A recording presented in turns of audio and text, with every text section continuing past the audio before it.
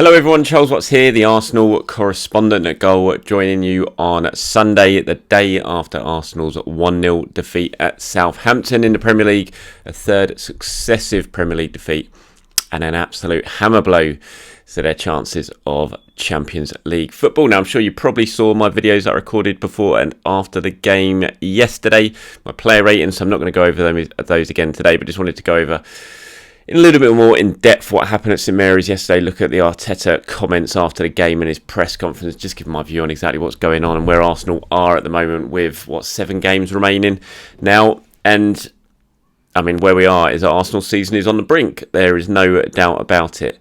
These 3 defeats against 3 teams that Arsenal should be winning against: Crystal Palace, Brighton, and Southampton. Obviously, there's no gimmies in the Premier League. We know that. We saw that with Tottenham's result against Brighton yesterday, when Brighton were brilliant at Tottenham and deservedly won that game, just like they deservedly won at Arsenal. But even so, at this crucial stage of the season, these are the games you've got to be winning and you've got to be taking points from. And to get no points from those 3 games is absolutely criminal, really. And it says a lot about the squad. And I hate to harp back to it, but January's just looking worse and worse as the season goes on. We all feared it at the time when the business was done, or business wasn't done, more importantly.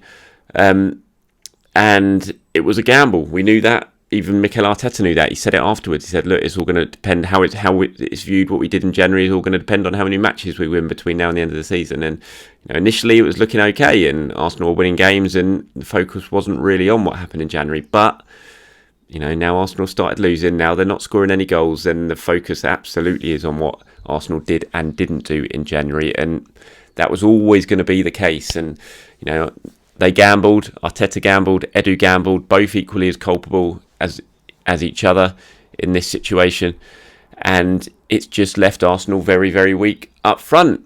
And we all kind of knew it at the time. You're kind of relying on Alexander Lacazette to get you the goals over the last 5 months of the season.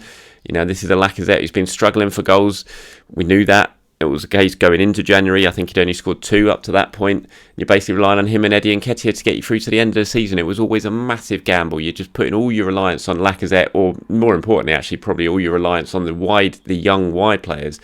And at their age, it's just asking such a lot to maintain that for the whole season. And Bukayo Saka's dipped in form. Emile Smith-Rowe, injuries have really sort of caught up with him in this second half of the season. He's struggling for fitness. He's not playing at 100%. It's obvious.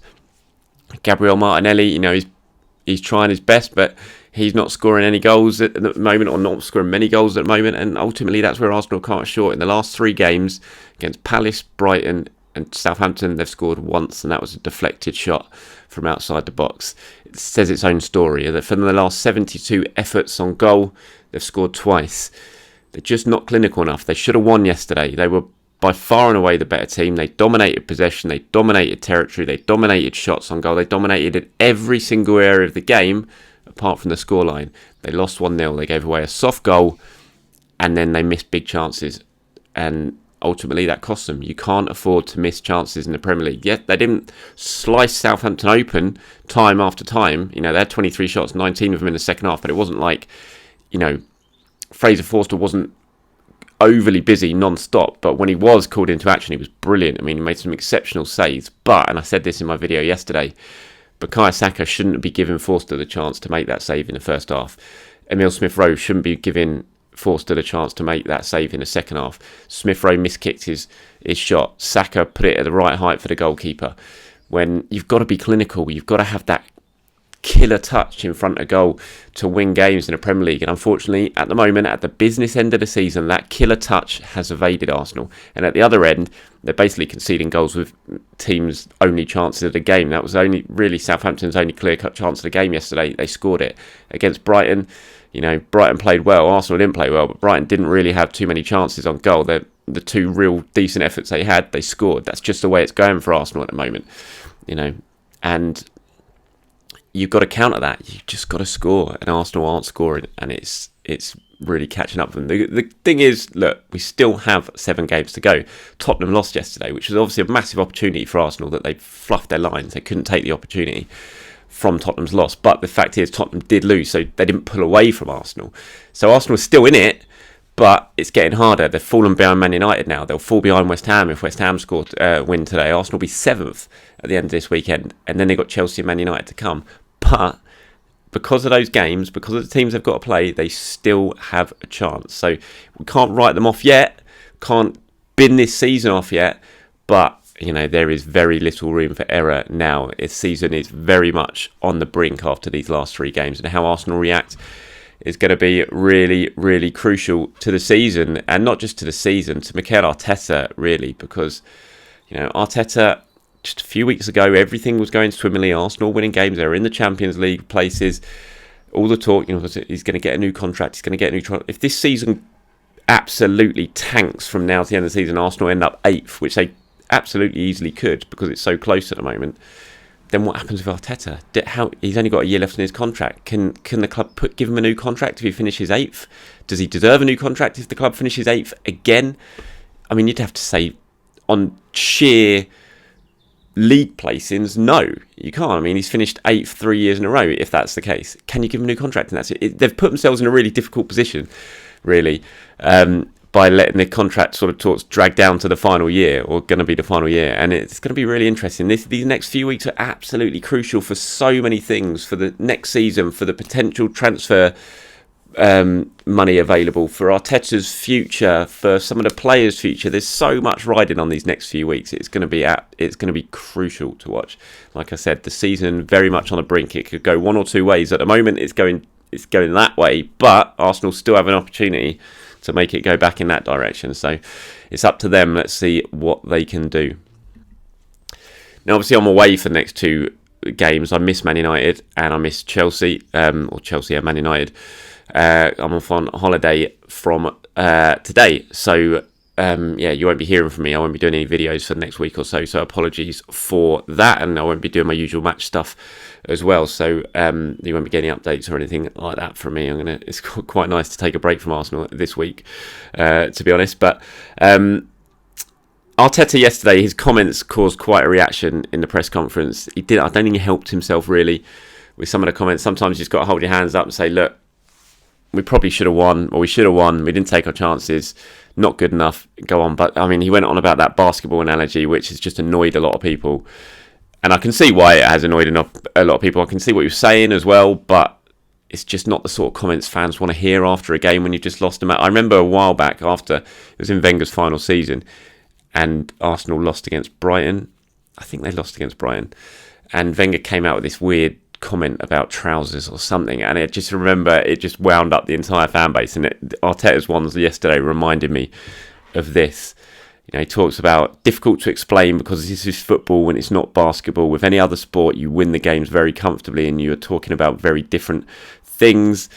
Talks about just the chances he gets. There's somebody that doesn't know the result and is watching the game. You know what they will tell you? That Arsenal won the game, but we didn't. It's very disappointing and difficult to explain with words, but this is sport. It's what makes it different to any other sport, because again, in basketball, you have 25 shots and the winner has 1.